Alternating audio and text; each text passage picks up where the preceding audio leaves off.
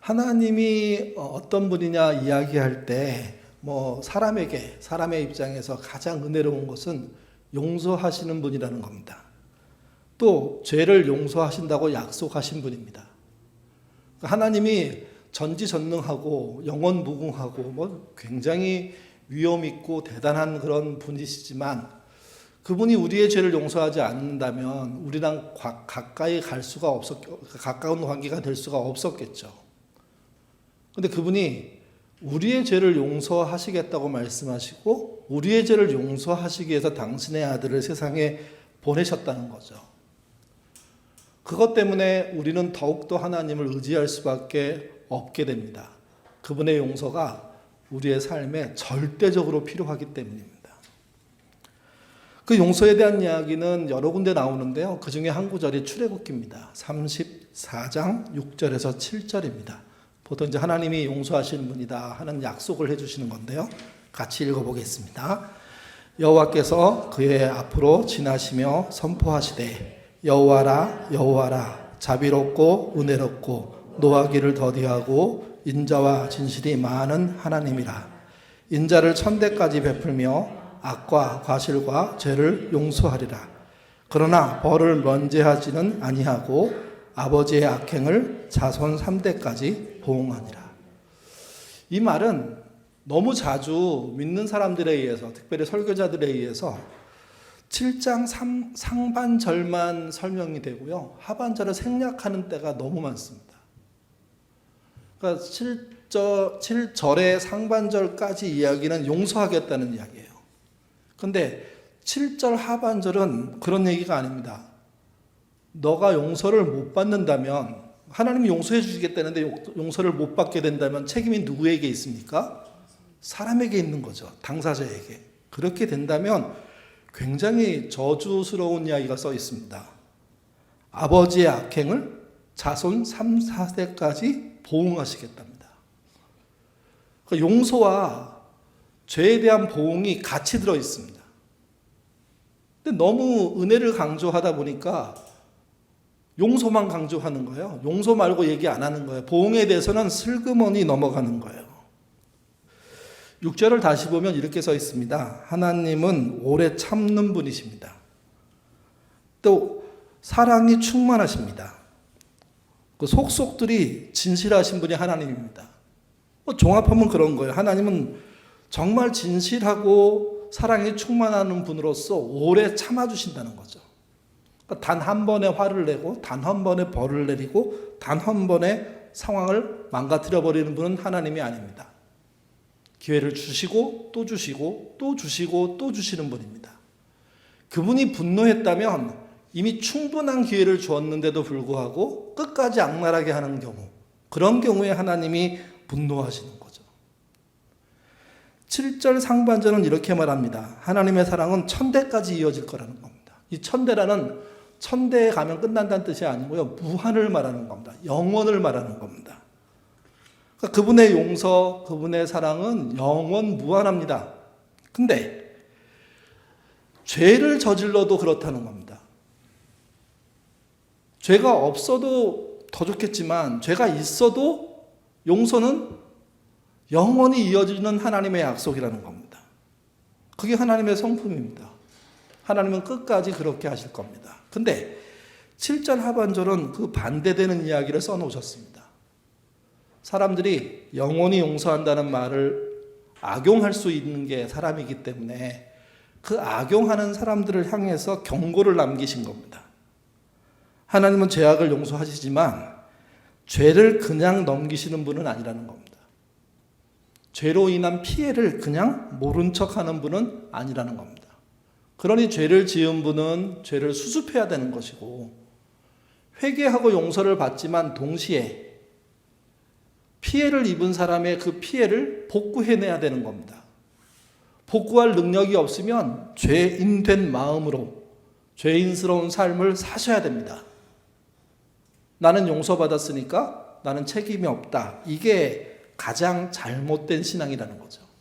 만약 그렇게 산다면 그 사람에게 그의 자손들은 그 사람 때문에 3, 4세 동안 죄값을 치르는 일들이 벌어질 거라고 경고하고 있습니다. 그래서 뭐가 필요하냐? 죄를 지은 사람들은 반드시 회개가 필요합니다. 회개하기 제일 어려운 것 중에 하나가 뭘까? 어느 분이 그러시더라고요. 없는 이야기를 꾸며낸 거. 우리가 이제 얘기를 막 하다 보면 흥분해가지고 신나가지고 또는 미워가지고 슬쩍 원래 이야기 속에 없는 이야기 하나를 쓱 던집니다. 그래서 거기서 말이 만들어져요. 물론 본인은 다 말을 만들어주지 않았어요. 근데 내가 던진 한마디 한 단어를 들은 사람이 상상을 얹어가지고 이야기를 만들어버리는 거죠. 그래서 없는 이야기가 갑자기 대화 중에 생겨납니다. 여러분, 없는 이야기를 만든 것을 던지고 만들어낸 사람들도 회개하셔야 됩니다. 대화를 그래서 복귀해 보셔야 돼요. 누구랑 만나서 많은 이야기를 했는데 그거 아닌데 그러면 전화하셔야 돼요. 내가 아까 그런 말 했는데 그건 아니야. 난 모르는 이야기야. 내가 갑자기 흥분해서 그렇게 얘기했어. 당신도 그렇게 이야기하지 않았으면 좋겠어. 하고 단속시켜야 됩니다. 물어야 됩니다. 혹시 그 얘기를 누구에게 했는지. 했다고 하면 그 사람에게 전화해서 그거 사실이 아니라고 얘기해 주라고. 그게 여러분 회개입니다. 그게 수습하는 겁니다. 근데 그 얘기를 내버려둬 가지고 한 단계 넘어가고 두 단계 넘어가고 세 단계 넘어가고 완전히 다른 소설로 얘기가 등장했는데 나는 거기에 요만큼 얘기했어. 그게 악한 짓입니다. 성숙한 신앙이라는 것은 그것까지 막을 수 있는 만큼 커야 하는 거죠. 그러지 않아야 하는 거죠. 생각나는 대로 얘기하지 않고 생각나는 대로 전파되지 않도록 생각해보고 복귀할 줄 알아야 됩니다. 그러니까 반드시 회개가 필요한 거라는 겁니다. 회개는요, 두 가지 측면에서 조심해야 됩니다. 첫 번째는요, 모든 회개가 제대로 된 회개가 아니라는 거죠. 불성실한 회개가 있습니다. 여러분, 성실이 무슨 뜻입니까? 정성스럽고 참되다는 말 아닙니까? 불성실은요, 정성스럽지 않고 참되지도 않다는 겁니다. 회개도 성실한 회개가 있고요, 불성실한 회개가 있습니다. 성실한 회개란 금방 우리가 출애굽기 34장 6절에서 7절을 읽었는데 7절 상반절까지 이야기가 성실한 회개입니다. 7절 상반절 이하 하반절은요, 그게 불성실한 회개에 대한 결과를 얘기하는 거죠. 하나님은 용서 못할 게 없습니다. 어떤 죄도 용서합니다. 근데 그 잘못을 고백하지 않고 그 잘못을 없는 척 넘어가려고 하는 그 사람에게는 용서하지 않으십니다. 그 용서하지 않으면 어느 정도 심각하게 문제가 일어나면 그의 후손 3, 4세까지 그런 문제의 결과들, 그런 문제의 그런 파괴의 그런 공간들이 만들어진다는 거죠. 그래서 자녀를 사랑하고 후손을 사랑하신다면 제대로 된 회개를 하셔야 됩니다. 불성실한 회개의 가장 대표적인 예 중에 하나가 호세아서에 나옵니다. 호세아서는 회개를 이렇게 표현해요. 하나님께 돌아가자. 아주 유명한 6장 1절에서 3절이 하나님께 돌아가자라는 구절인데요. 여기 같이 한번 읽어보죠. 뭐가 회개고 뭐가 회개에 문제가 있는 말인지 읽겠습니다.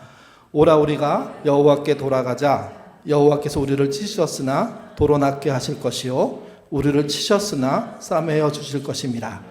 여호와께서 이틀 후에 우리를 살리시며 셋째 날에 우리를 일으키시리니 우리가 그의 앞에서 살리라. 그러므로 우리가 여호와를 알자. 힘써 여호와를 알자. 그의 나타나시면 새벽빛같이 어김없나니 비와 같이 땅을 적시는 늦은 비와 같이 우리에게 임하시리라 하니라. 1절에 돌아가자 이 말은 그냥 우리의 주제로 말하면 회개하자는 겁니다. 근데 회개를 뭐로 얘기했냐면 행동으로 얘기하고 있습니다. 말로 하는 회개는 회개의 시작일 수는 있지만 완성은 아니라는 거죠. 하나님께 돌아가야지 회개가 되는 거죠. 그 돌아간다는 얘기는 복구한다는 겁니다. 복귀한다는 말입니다. 삶을 복구하고 원래 위치로 복귀하는 것. 그게 돌아간다는 의미입니다. 그러면 하나님은 죄로 인해서 찢을 것처럼 분노하시다가도 그 찢을 것 같은 분노를 중단하시고 오히려 죄로 인한 상처를 낫게 하시는 분이 하나님이십니다. 그게 1절의 약속입니다. 2절은 하나님의 회복은, 돌아오는 자에 대한 회복은요, 하루하루 남다르게 빠르다는 이야기를 하고 있습니다. 죽을 것 같이 위기에 빠졌던, 이번 주에도 사실은 저희 교우 부모님 한 분이 아주 큰 위기를 당하셔가지고 병원에 실려가셨습니다. 심정지가 일어나고 난리가 났습니다. 자식들이 막 고향까지 급하게 내려가고, 그리고 급하게 막 서로 전화하면서 기도해달라고 아주 응급한 소식들을 전하고, 기도를 받은, 제복을 받은 사람들이 막 기도하고, 돌아가실 줄 알고 돌아가실 수밖에 없는 상황이었고, 이제 그 많은 연세의 어른이 심정지가 왔으니 이건 끝 아니야? 다들 절망했는데 병원에 가가지고 기적적으로 회복이 되셨습니다. 심장 어느 핏줄 안에 스프링 하나 끼우고 회복되셨습니다. 다들 깜짝 놀랐습니다. 이건 끝인데. 왜냐하면 시간도 그렇고 여러 가지 상황도 그렇고, 어르신이 길에 가다 쓰러지고 심정지가 오고 사람들이 도와줘서 가고, 그걸 소식을 듣자마자 기도하고 의사들이 몰려 들어가서 살려내고, 하나하나 생각해 보면 굉장합니다. 근데 돌아가신 거로부터 일반 병실로 넘어가는데 이게 하루 이틀 사이에 확 회복돼서 좋아지는 거죠. 물론 어르신이기 때문에 걱정이 없는 건 아닙니다.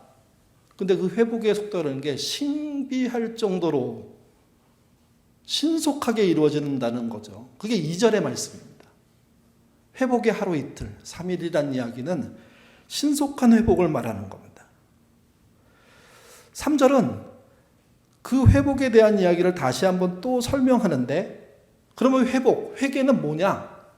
하나님을 아는데 도착하는 거라는 거죠. 1절에 여호와께 돌아가자고 얘기했잖아요. 그럼 돌아가기로 했으면 하나님께 돌아가서 그분이 누군지 만나는 거잖아요. 그래서 여호와를 알자, 힘써 여호와를 하자, 알자. 이게 회복의 실체, 회개의 실체라고 얘기하는 겁니다. 그런데 문제는 이거예요. 이 본문의 이야기에서 말하는 하나님께 돌아가자, 회개하자, 하나님의 능력과 권능을 통해서 정말 하나님을 알자, 이게 이루어졌느냐는 겁니다. 4절이 결과를 말해주는데요. 4절 말씀 같이 읽겠습니다. 에브라임아 내가 내게 어떻게 하랴, 유다야 내가 내게 어떻게 하랴, 너희의 인애가 아침 구름이나 쉼 없이 있을 같다. 쉼 없어지는 쉼이 아니고 쉼 없어지는 이슬 같다. 이게 회개가 잘 됐다는 겁니까? 안 됐다는 겁니까? 에브라임은요 북왕국을 말합니다. 유다는요 남왕국을 말합니다. 그러니까 남북 모든 이스라엘에게 지금 얘기하고 있는 겁니다. 너희의 인애, 너희가 펼친 사랑, 다시 말씀드려서 하나님께 돌아가려고 했던 시도들, 그게 제대로 됐는지 안 됐는지를 하나님이 다 알고 계십니다. 결과를 보고 있기 때문에, 지켜보고 있기 때문에, 그 속마음까지 알고 있기 때문에. 근데 그 속마음의 결론, 출발부터 잘못된 이 결론의 끝은 뭐냐면 너희의 인애가 아침 구름이나 쉼 없이 없어지는 이슬 같답니다. 반짝 회개해야 돼. 돌아가자 해놓고 돌아간 일이 없는 겁니다. 회개한 일이 없는 겁니다. 그러니 하나님께 돌아간 결과는 없죠. 하나님을 안 결과도 없습니다. 사라질 회개, 불성실한 회개입니다. 불성실한. 뭐가 불성실한 회개일까요? 성경에서 이야기를 말하면 말로만 하는 회개입니다.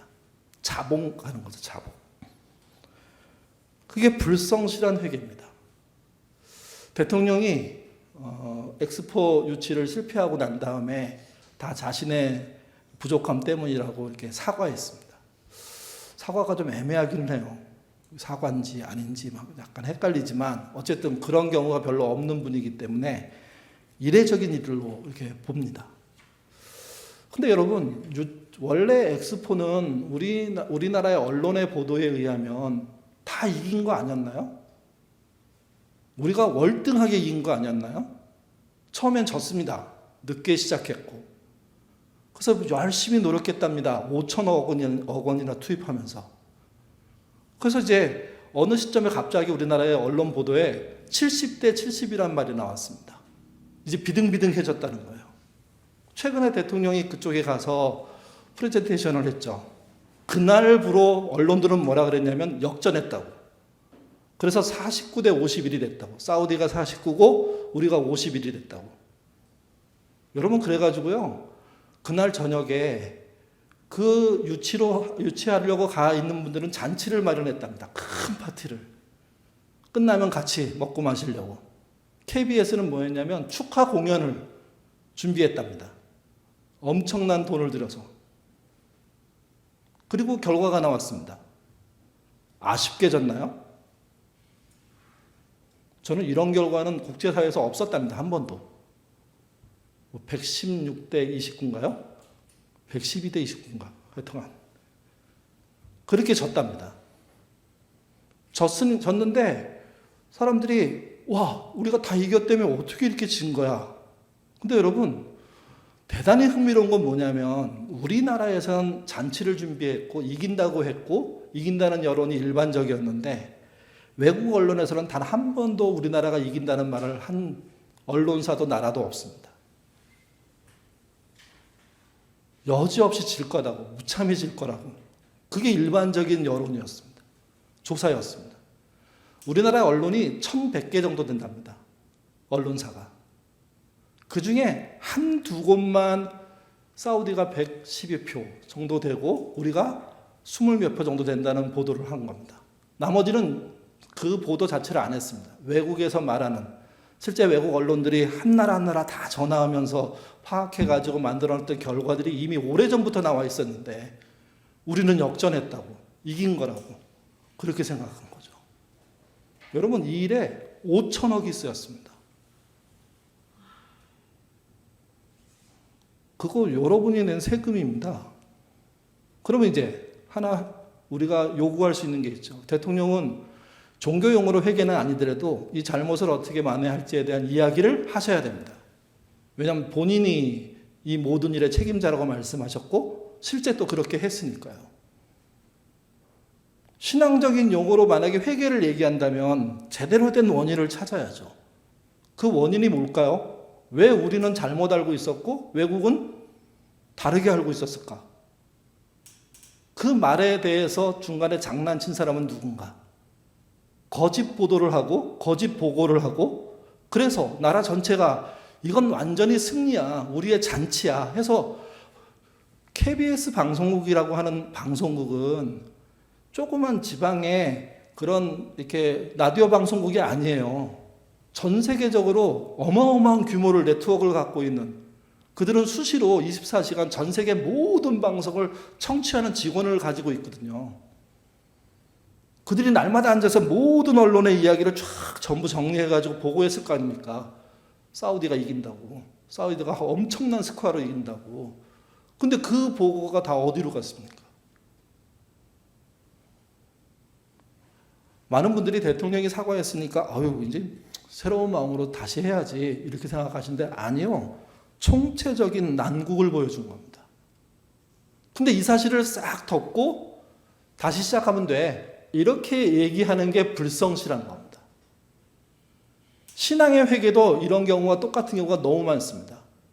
본인의 잘못이 있으면 잘못에 대해서 하나님께 고백하고 그래서 내 잘못이 무엇인지 찾고 그리고 이게 불편하지만 하나님 제가 이게 정말 잘못한 겁니까? 애매하면 물어보기를 또 하고 그리고 그 잘못을 고치겠다고 나서고 그 고치기 위해서 회개하고 또 그 고치기 위해서 뭐하냐? 실제 고쳐내고 그래서 다시는 비슷한 결과에 이르지 않도록 하지 않으면 불성실한 회개입니다.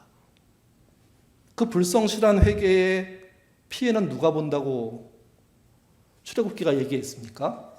너와 너의 3, 4대의 후손까지 이렇게 표현합니다. 이 말은 하나님이 집요하게 이걸 기억해갖고 여러분의 후손 회개하는 거 다 따져갖고 쫓아가서 막 공격하겠다는 뜻이 아닙니다. 그걸 제대로 회복하지 않으면 내버려 둬도 후손은 힘듭니다.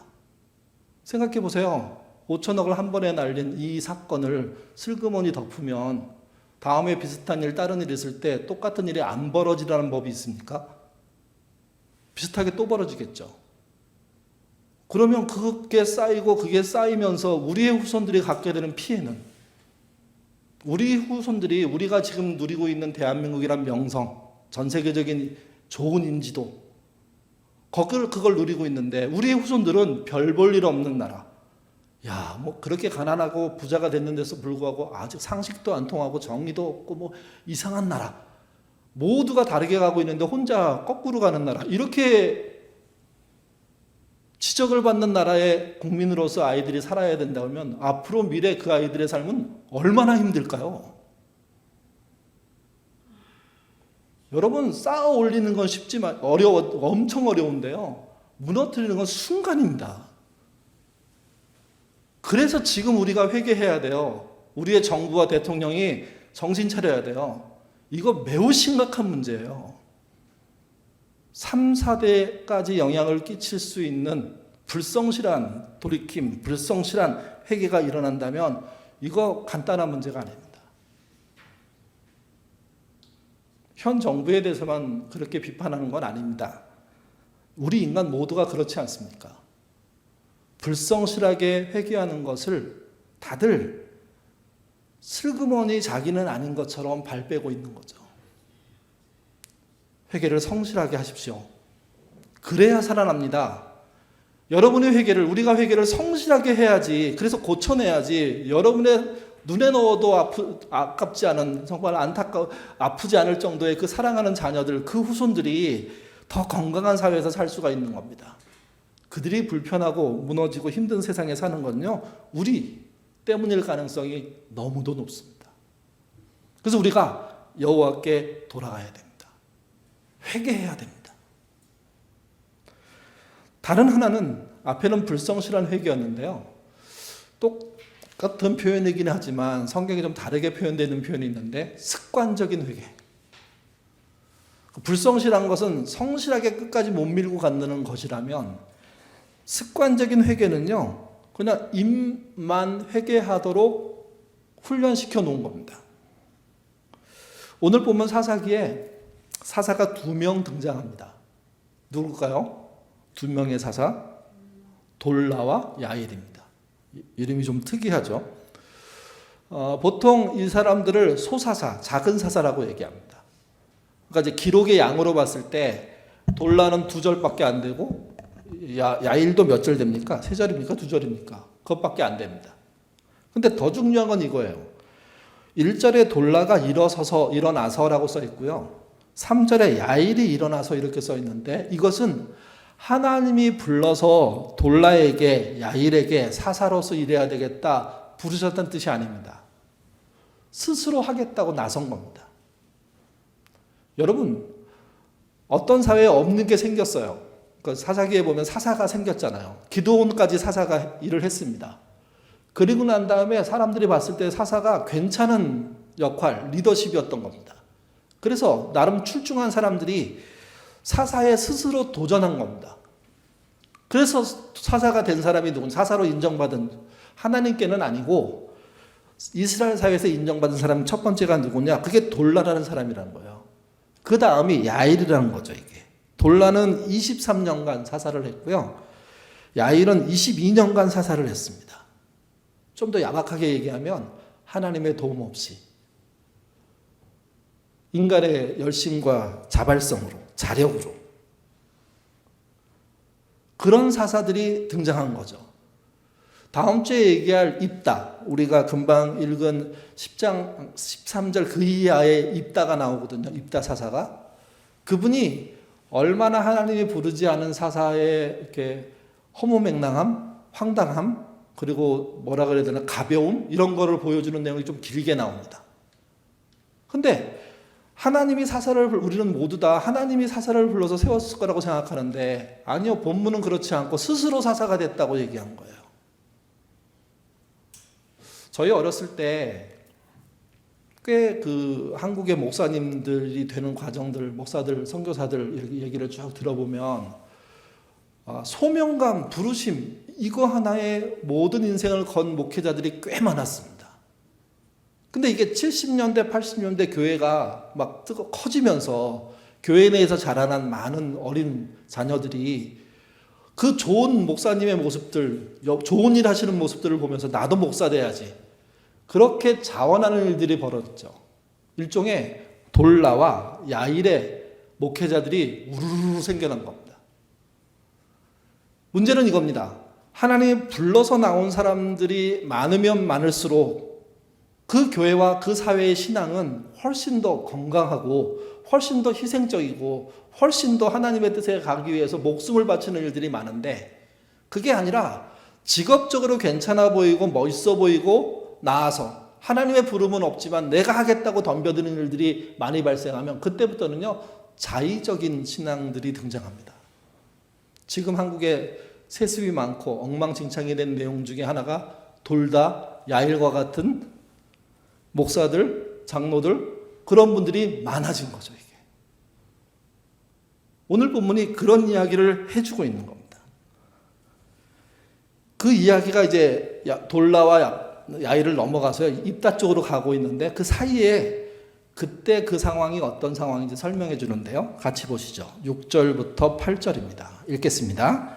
이스라엘 자손이 다시 여호와의 목전에 악을 행하여 바알들과 이스라엘과 아람의 신들과 시돈의 신들과 모압의 신들과 암몬의 자손들의 신들과 블레셋 사람들의 신들을 섬기고 여호와를 버리고 그를 섬기지 아니하므로 여호와께서 그들을 파심해 그 해에 그들이 18해 동안 억압하였더라.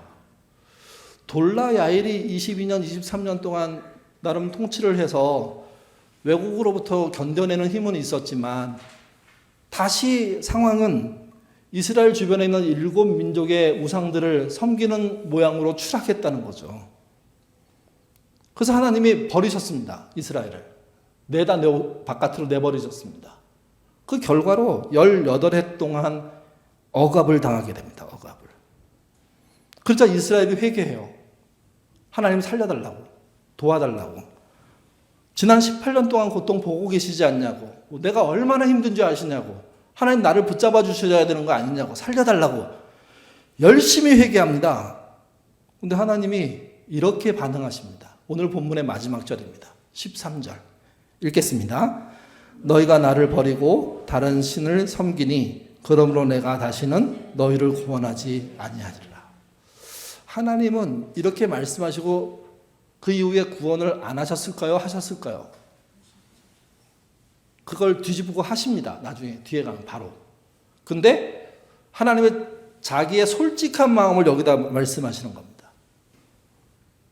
부름도 없는데 사사들이 등장하고 거기에 현혹되어 끌려다니다가 결국 엉망진창 7민족의 우상들, 우상이 7개만이 아니라 수십 개의 우상들을 섬기는 그런 상황에 빠진 너희들을 하나님은 내다 버리고 싶은 겁니다.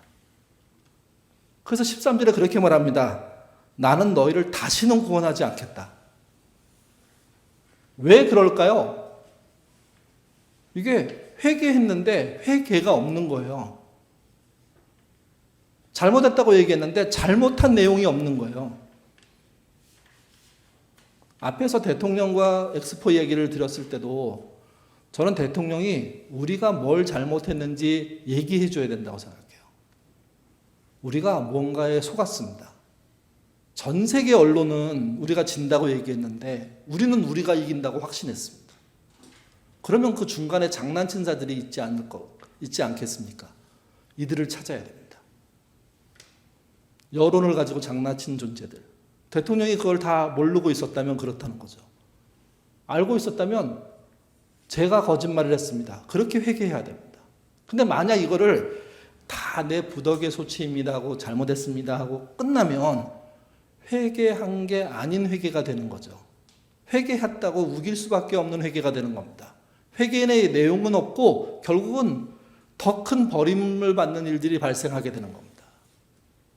이스라엘이 그랬습니다. 하나님은요 아주 가끔씩 말씀하시는데 본심을 말씀하셨습니다. 나는 너희를 다시는 구원하고 싶지 않다. 회개 없는 회개를 하니까. 비슷한 말을 언제 또 했을까요? 이스라엘이 가나안 못 들어가겠다고 난리쳤을 때, 애굽으로 돌아가겠다고 막 정말 협박하고 모세 죽이려고 할 때, 그때 하나님이 그렇게 말씀하시잖아요. 너희를 싹 쓸어버리고 돌들로 사람을 만들어서 다시 시작할 수도 있다. 그걸 누가 말렸습니까? 모세가 말렸습니다. 말도 안 되는 얘기라고. 하나님 생각해 보시라고. 출애굽까지 시켜가지고 광야에서 다 죽여버리고 돌들을 사람 만들어서 가나안 들어가시면 그렇게 한 하나님을 세상 누가 믿겠냐고. 그게 하나님다운 거냐고.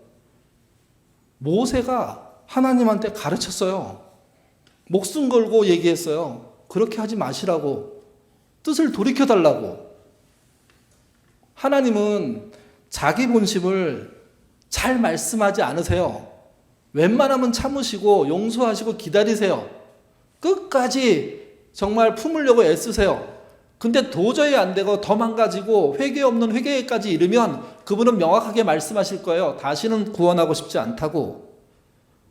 그런 불성실한 회개 받고 싶지 않다고. 그냥 여기서 끝내자고. 윤리적인 헌신이 없는 신자는요, 거짓 신자입니다. 여러분 잘 들으셔야 됩니다. 윤리적인 헌신이 없는 사람은 거짓 신자입니다. 윤리적인 헌신. 제가 뭘 하나를 빼먹고 넘어왔군요. 그 얘기는 해야 되겠습니다. 다시 거꾸로 가면요. 왜 어느 순간부터 기도 응답이 없을까요? 신앙생활을 좀 오래 한 분들이 신방에서 솔직한 얘기가 좀 나오기 시작할 때 가끔씩 나오는 질문입니다. 옛날에 기도 응답이 꽤 잘 됐는데, 있었는데 왜 안 될까요? 모든 사람이 똑같은 답을 갖고 있지는 않습니다. 근데 제가 목회자 입장으로서 종합해보면 두 가지 정도가 큰 원인입니다. 하나는요, 돈으로 해결할 힘이 생겼을 때, 내 힘으로 해결할 힘이 생겼을 때 기도 응답은 대부분 거기서 끝납니다. 없습니다. 사라집니다. 기도하기 전에 돈이 나가기 때문에, 기도하기 전에 내 인맥이 나가기 때문에, 기도하기 전에 내가 내 머리와 마음속으로 방법을 찾고 있기 때문에. 또 한 가지는 회개 없는 회개, 형식적인 회개에 빠져 있을 때. 옛날에는 조그만 잘못도 크게 알고 회개하고 다시는 그렇지 않겠다고 하나님께 매달렸는데 어느 순간부터 그런 건 회개하지도 않습니다. 그래서 기도 응답이 저는 없다고 생각합니다. 돈으로 해결할 수 있다고 생각하는 순간 기도는 끝났습니다. 기도하지도 않습니다. 또 하나, 나의 잘못이 확실하게 있음에도 불구하고 형식적으로 하나님 제가 잘못했습니다 하고 잘못한 내용을 얘기하지 않을 때, 그리고 그걸 고치려고 하지 않을 때 대부분 거기서 끝납니다. 그게 불성실한 회개고요. 회개 없는 회개입니다. 기도 응답이 언제부터 멈췄는지 한번 생각해 보십시오. 자녀를 위해서 기도하십니까? 여러분의 삶을 위해서 기도하십니까? 기도가 되려면 돈이 작동하지 않도록 하셔야 됩니다. 돈을 쓰기 전에 기도부터 하셔야 됩니다. 돈으로 막아버리고 힘으로 행사해버리고 그래서 길 내주고 길 막고 이런 거 하기 전에 하나님께 묻고 하나님 주신 감동으로 가기 위해서 움직여야 되는 거죠. 그리고 돈 아닌 방식으로 하셔야 됩니다. 우리 교인들 상당수가 돈이 생기면서부터 기도 안 하고 계십니다. 그리고 이렇게 말씀하세요. 기도는 수시로 하는 거라고, 늘 하는 거라고, 언제나 하는 거라고. 맞습니다. 틀린 거 아닙니다. 근데 왜 간절해지지는 않을까요? 왜 정말 절망 상황으로 들어가고 있는데 그걸 막으려고 자기의 몸을 던지면서 기도하지 않을까요? 돈이 가능하게 한다는 믿음이 벌써 그분들 마음속에 들어가 있기 때문입니다. 자기의 잘못을 깊게 회개하려고 하지 않기 때문입니다. 회개는 안 하는 회개, 말로만 하는 회개, 거기에 있는 거죠. 이게 말로만 하는 회개가 안 되려면 이렇게 돼야 됩니다. 윤리적인 헌신이 있는 회개가 돼야 됩니다. 윤리적인 헌신이 없는 회개, 신자는요, 거짓 종교인입니다. 윤리적인 헌신이 들어가야 제대로 된 회개가 그때부터 시작되는 거죠, 이게. 하나님이 제일 싫어하는 사람이 누구냐? 윤리적으로는 아무것도 안 하면서 말로만 회개하고 그걸로 됐다고 확신하는 사람들입니다. 하나님은 그들을 오늘 본문에서 거절하셨습니다. 그렇게 하고 싶지 않다. 그냥 네 마음대로 살아라. 나는 내 마음대로 심판할 거다. 이사야서는 이걸 이렇게 얘기했습니다. 29장 13절. 이거를 외울 때 이렇게 외웠거든요. 입공마멸. 맞나요? 마멀. 입공마멀. 그러니까 저희 성경 시험 같은 거 볼 때 중요 구조들을 외워야 되잖아요. 근데 한 단어 한 단어 다 외울 수가 없으니까 약간 이렇게 몇 단어 추려서 뽑을 때 쓰는 건데요. 입공마멀. 이게 이제 그런 구절입니다. 두 구절이 있는데 하나가 이사야서 29장 13절. 읽겠습니다. 주께서 이르시되 이 백성이 입으로는 나를 가까이 하며 입술로는 나를 공경하나 그들의 마음은 내게서 멀리 떠났으니 그들이 나를 경외함은 사람의 계명으로 가르침을 받았을 뿐입니다.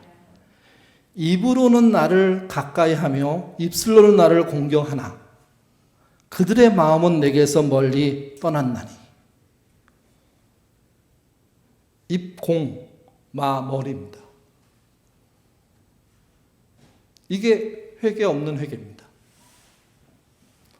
이걸 마가복음에서 예수님이 그대로 받으셨습니다. 그리고 탁 축약해서 말씀하셨습니다. 7장 9절입니다. 읽겠습니다. 이르시되 이사야가 너희의 외식하는 자들에게 잘 예언하였도다. 기록되었으되 이 백성이 입술로는 나를 공경하되 마음은 내게서 멀더라. 입공 마멀입니다. 왜 기도가 안 됩니까? 기도의 응답이 없기 때문이 아닙니다. 기도는 여전히 응답되고 있습니다.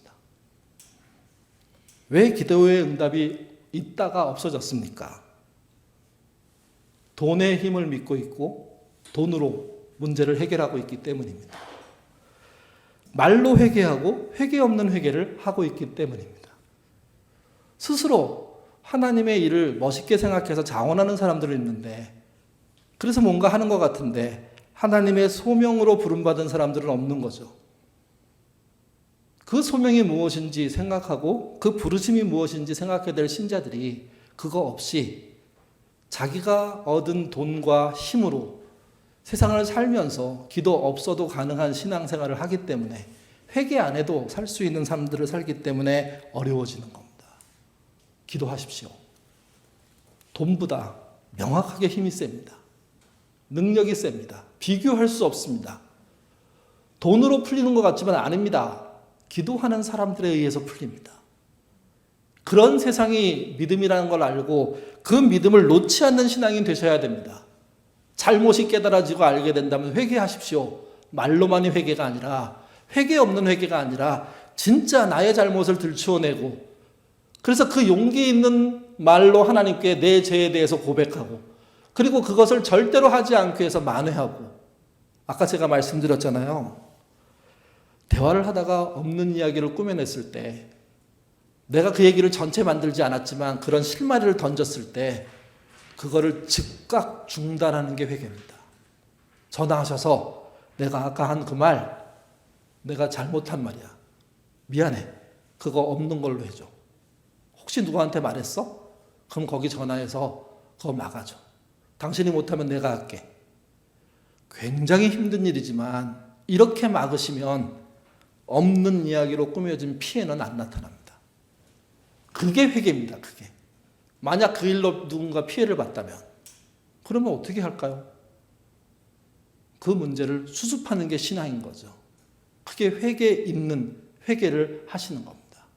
돈으로 문제를 풀지 않고 감각으로 문제를 풀지 않고 신앙으로 푸는 겁니다. 그런 신자 되시기를 주님의 이름으로 부탁드립니다. 기도하겠습니다. 어느 순간 기도가 되지 않습니다. 사람들은 그럴 때 내가 상처를 입었어 이렇게 생각합니다. 물론 상처를 입은 사람들이 기도하기 쉽지 않습니다. 근데 조금만 생각해 보면 상처 입은 자에게 하나님은 더 크신 분이고 그 상처를 보두어 주시는 분이기 때문에 더 많은 기도를 하게 됩니다.